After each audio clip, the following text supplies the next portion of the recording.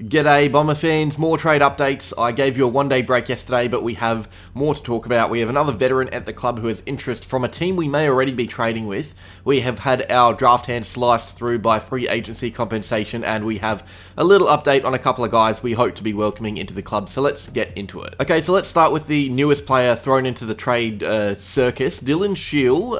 Not the first time he's been here. There was interest last year from St Kilda, but he ended up staying with the club. This time around, the Saints are out of the race. They do not want to bring Shiel across a year later, but another club are having a think about it. Mitch Cleary said the Giants are considering bringing him back to the club he first started at. I remember he started at GWS. They've lost a bunch of players already. Perryman coming, Peatling is on the way out, Connor Stone maybe as well. They would ideally like to bring in some older, mature players for a premiership push, so they're going to have a think about maybe adding Shiel to that team in the midfield. Now, Shiel's value is shot. He wouldn't be worth much at all right now, and I will talk about this guy in a second, but Jake Stringer is also linked with the Giants. Maybe a deal for those two to be sent over could give us more draft capital in one move than doing these deals separately. That is obviously best case scenario, and I doubt the Giants would really want both on their list at the same time, but they are a great club to be dealing with either way. They have players leaving, so they need replacements. They're loaded with draft picks all across the board, so finding a deal is easier than finding one with other clubs.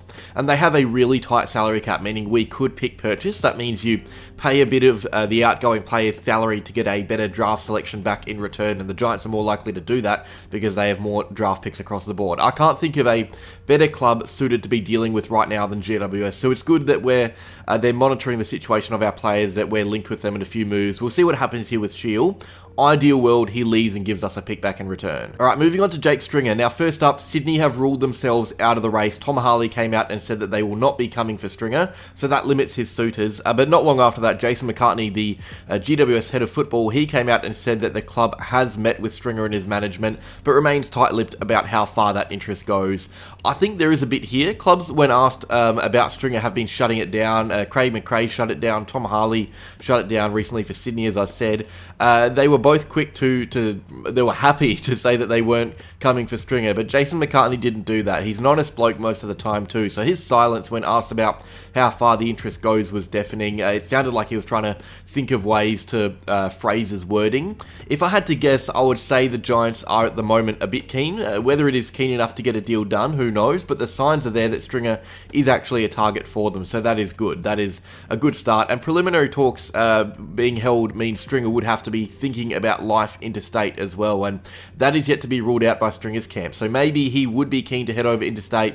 Still very early, but this is now a genuine link, so that is good. It's not Collingwood, it's not Sydney. The Giants have met with Stringer's management. They have talked about the potential of a trade, so that is step one. Now, as I said, Shiel could be involved. That would be ideal for us. It would make it more likely for Connor Stone to be sent across as well. Stringer's value is probably, I'm going to say late second, I'm going to say early third round range, maybe like pick 40, or pick 35 earliest. I'd be happy with pick 45, to be honest, but let me know what you think. That would obviously be the starting range with some selections sent across both ways, especially if Shiel and Stone are involved, and of course pick purchasing as well.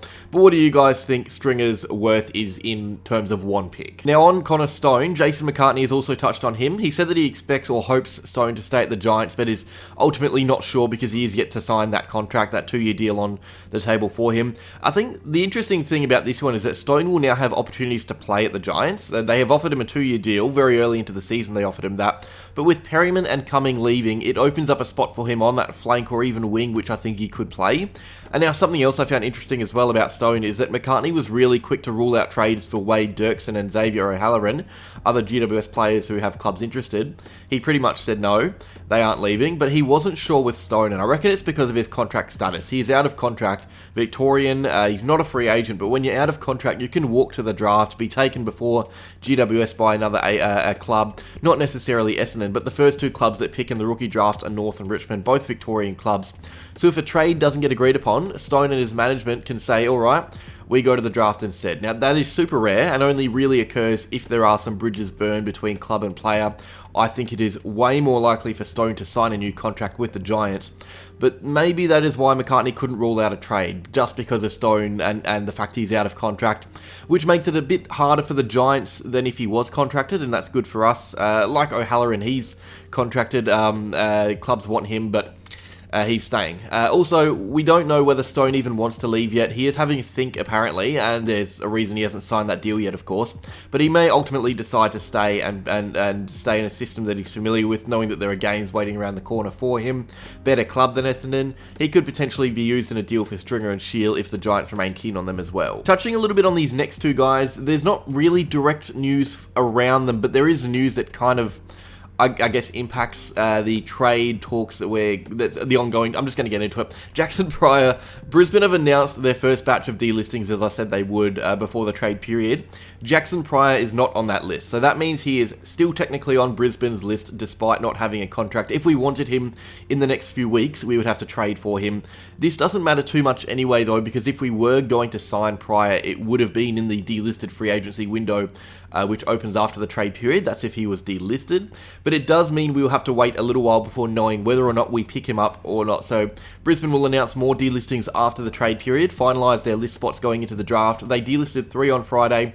Danaher and Lyons retired, so that is 5 out the door. They probably try and replace Danaher somehow, and then they would want another 4 or 5 picks for the national and rookie draft. So I reckon we see another, I'm going to say 2 or so players delisted from the club after the trade period. So hopefully Pryor is one of them, because I do think of the players we're chasing, he's the one I like the most. Part of that is because he's free.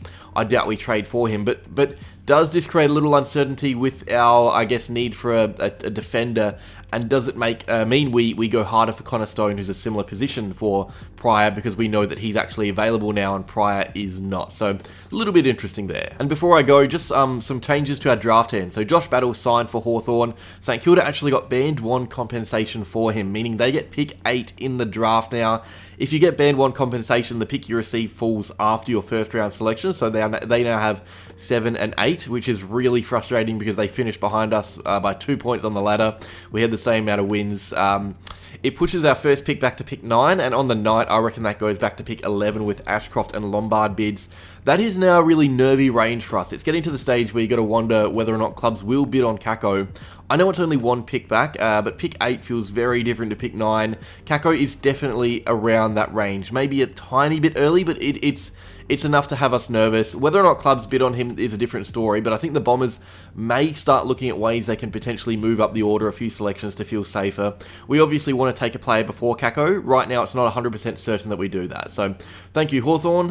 Now, from what I've heard, and I could be wrong here, because these numbers aren't always fact, and around this time, especially after the deal's announced, there's a lot of speculation, but so don't quote me on this, but Josh Battle could actually be earning more than Ben Mackay, which for an unrestricted free agent is absolutely crazy. Mackay's contract supposedly averages out to $800,000 a year when you factor in the sliding amounts each season. I've seen people say that Battles is $800 to $850 for an unrestricted free agent with no clubs chasing. It's wild. Good player, but band 1 compensation is nuts. Same with Harry Perryman. This one doesn't affect us as much because GWS are behind us on the draft order, but it does push our second pick back and Cumming too. So GWS got 2 more first round compensation picks for Cumming and Perryman. So our pick 28 now becomes pick 31, which is a lot harder to trade around because of that. It slides a bit. So just from free agency, our draft end has decreased in value a fair bit, which is not ideal. It gives us a bit more work to be doing to make it better. That is where pick swapping and player trading comes into it. That is that trade period, trade recap for Saturday done and dusted. The trade period opens really soon, so get keen for that. We may not be active with player deals right away, but I think in the first few days you should expect to see some pick swapping done. I hope so, at least. It'll give us more room to maneuver with deals in the draft. That's all. Like if you enjoyed, subscribe if you're new to the channel, and as always, go Bombers.